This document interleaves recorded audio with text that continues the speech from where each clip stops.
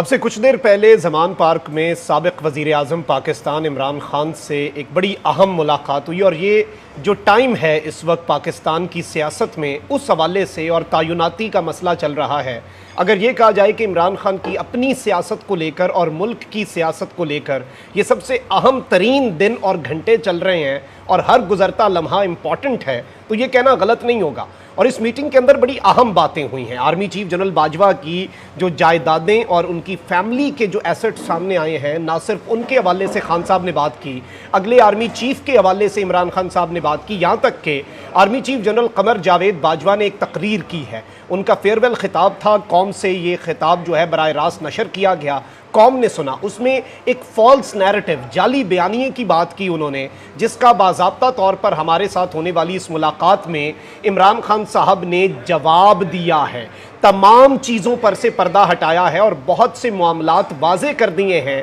और बहुत से होशरुबा इंकशाफात हैं। खान साहब तकलीफ़ में भी नज़र आ रहे थे और कुछ और मुशाहिदात भी हैं जो आपके सामने रखने हैं। बिस्मिल्लाहिर्रहमानिर्रहीम, अस्सलाम वालेकुम नाज़रीन कराम, मैं हूं मखदूम शहाबुद्दीन और आप देख रहे हैं मेरा फेसबुक और यूट्यूब चैनल। उम्मीद करता हूं आप सब लोग बखैर वाफियत होंगे और जहां भी होंगे अपने अहले खाना समेत खुश भी होंगे और महफूज भी।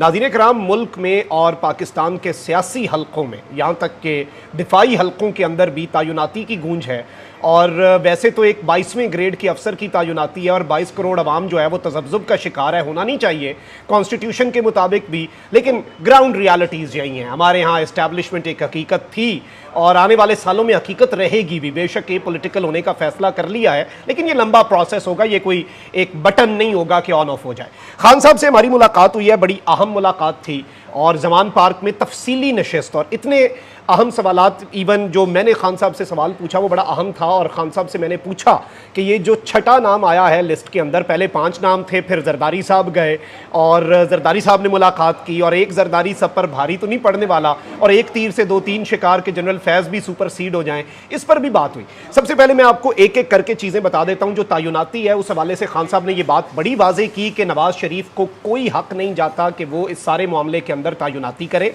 और नवाज़ शरीफ जो है वो तायुनाती के मामले के ऊपर ये चीज़ें करें। अच्छा, एक सवाल ये भी हमारी डिस्कशन हुई खान साहब से कि खान साहब, नवाज शरीफ साहब तो पाकिस्तान की हिस्ट्री में सबसे ज़्यादा चीफ लगा चुके हैं, उनके अपने ताल्लुकात ठीक नहीं रहे। तो इस पर खान साहब ने ये बात की कि देखें, एक कैबिनेट होती है और आर्मी चीफ के भी एक अपना पूरा ग्रुप होता है, कोर कमांडर्स होते हैं, और जो भी चीफ आता है उसे 15-20 दिन के बाद या शायद महीने डेढ़ के बाद एहसास होता है कि उसके पास क्या ताकत है और वो इदारे की पॉलिसी को लेकर चलता है। और नवाज शरीफ अश्योरेंसेस चाहेंगे। ये इमरान खान साहब ने बार बार बात की है कि नवाज शरीफ जो भी शख्स जिसे लाना चाहेंगे वो चाहेंगे, प्रेफर करेंगे। मैं नवाज शरीफ को जानता हूं कि उससे एश्योरेंस ली जाए कि इमरान खान की और पीटीआई की सियासत को हमेशा हमेशा के लिए ख़त्म करोगे तो तुम्हें इस ओहदे के ऊपर बराजमान कर देंगे, वरना ऐसा कोई सीन नहीं है। अब एक जानिब खान साहब ने यह बात की है, तो वहीं दूसरी जानिब खान साहब ने जनरल कमर जावेद बाजवा के हवाले से जब बात हुई कि फैक्ट फोकस की एक कहानी आई और उस कहानी के ऊपर वो जब बात हुई कि इसहाक डार साहब ने तो ठप्पा लगा दिया कि ये जो रिकॉर्ड्स हैं ये असल में लीक हुए हैं,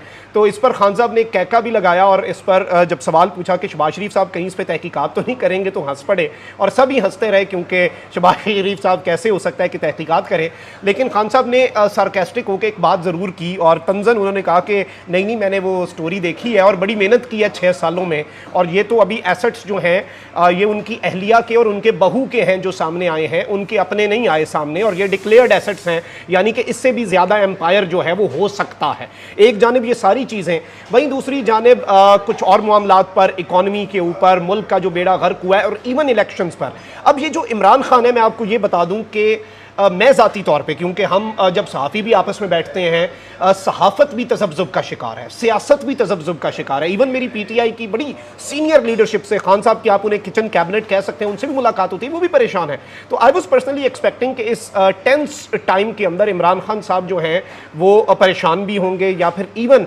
कंसर्न्ड होंगे। वो तो ऐसे लग रहा है कि वो सुकून से बैठे, अलबत्ता दर्द में थे, तकलीफ़ में थे और बार बार जो उनकी टांग है जिस पर गोलियाँ लगी थी वो उसकी पोजीशन चेंज कर रहे थे। और वैसे एक चीज़ मैं यहाँ पर कहूँगा, 70 साल उस शख्स की उम्र है और पता नहीं वो कैसे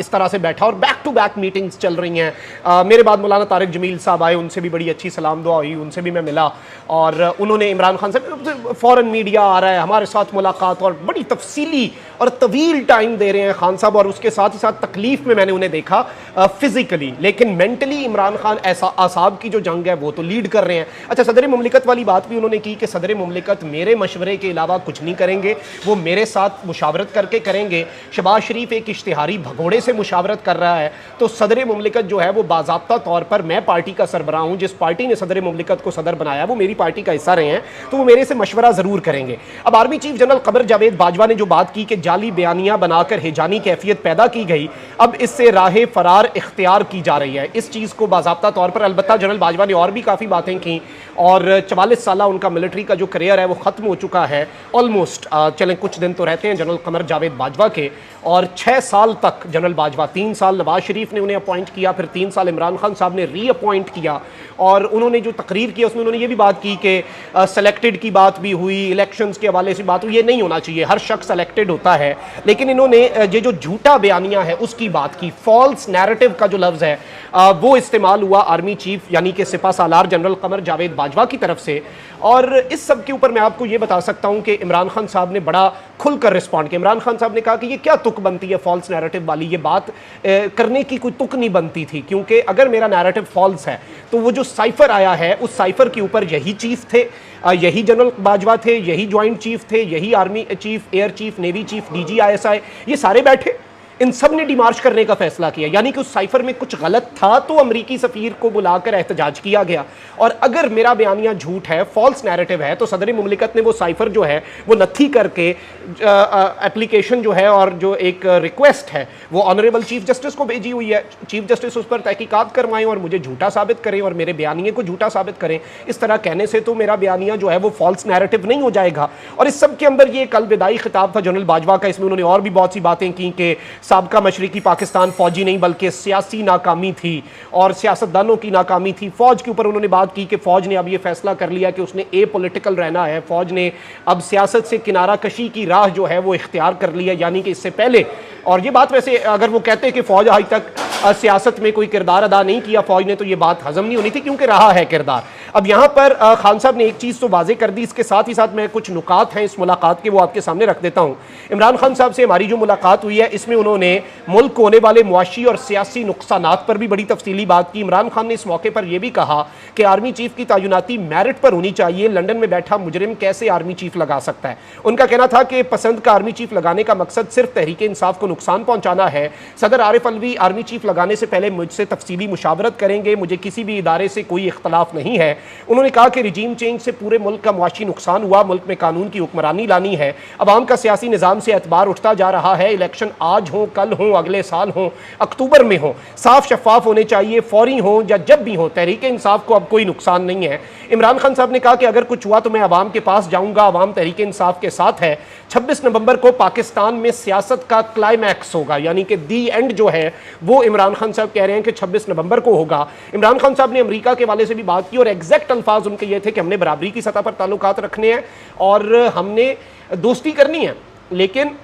फ्रेंड्स नॉट स्लेव्स, यानी हम आपके गुलाम नहीं हैं, हम आपके दोस्त बन सकते हैं। और इस सब के अंदर इमरान खान साहब ने नैब कवानीन में तब्दीलियां जो हैं उस पर बात की और यहाँ तक उन्होंने कहा कि लेवल प्लेइंग फील्ड और टिकटें, और खान साहब ने वैसे ये बात भी की कि मैं अब टिकटें इस दफ़ा खुद मेरिट पर दूंगा, इससे पहले मैं उसे सब लेट कर देता था, अब कोई भी टिकट मेरी मंजूरी के बगैर नहीं दी जाएगी, ये इमरान खान साहब ने वाज़ेह किया। और ये इमरान खान, वैसे मैं आपको ये बता दूं कि एक बड़ा चेंज्ड इमरान खान है रिजीम चेंज ऑपरेशन के बाद। अब वो अपनी गलतियों का भी एतराफ़ करते हैं, वो ये बात बरमला कहते हैं कि मैंने यहाँ पर ये गलत किया, ये किया। अब यहाँ पर मैं आपको ये बता दूं कि इस सब के अंदर कुछ मामलात हैं जो आपके सामने रखने हैं कि अब जो पॉलिटिकल सिनेरियो है इसमें इमरान खान साहब की जो बॉडी लैंग्वेज, अगर उसकी बात की जाए, उनके नुकात तो मैंने आपके सामने रख दिए, वो बड़ी इंटरेस्टिंग और बड़ी इंपॉर्टेंट थी, क्योंकि खान साहब जो हैं वो ऐसे लग रहा था कि ही हैज़ ग्रैब्ड पॉपकॉर्न और वो अब तमाशा देख रहे हैं, पॉलिटिकल ये जो मेस क्रिएट हो चुका है। और इस मामले के ऊपर भी खान साहब ने वैसे बात तो की और ज़्यादा बात नहीं की। वैसे जब मैंने उनसे पूछा कि खान साहब ये जरदारी साहब आ चुके हैं मैदान के अंदर, ये कहीं एक तीर से 2-3 शिकार तो नहीं होने वाले, तो इस पर भी खान साहब मुस्कुरा दिए। अब उनकी मुस्कुराहट को क्या समझा जाए, ये एक बड़ा मुअम्मा ही होगा। और कुछ चीज़ें सारी बातें ऑफ द रिकॉर्ड होती हैं, कुछ अल्फाज ऑफ द रिकॉर्ड होते हैं, वो अभी आपके सामने नहीं रखे जा सकते, लेकिन ओवरऑल परसेप्शन और जो चीज़ें पब्लिक की जा सकती थी वो मैंने इस मीटिंग की आपके सामने रखनी है। अपना बहुत ख्याल रखिए। अल्लाह निगहबान। पाकिस्तान जिंदाबाद।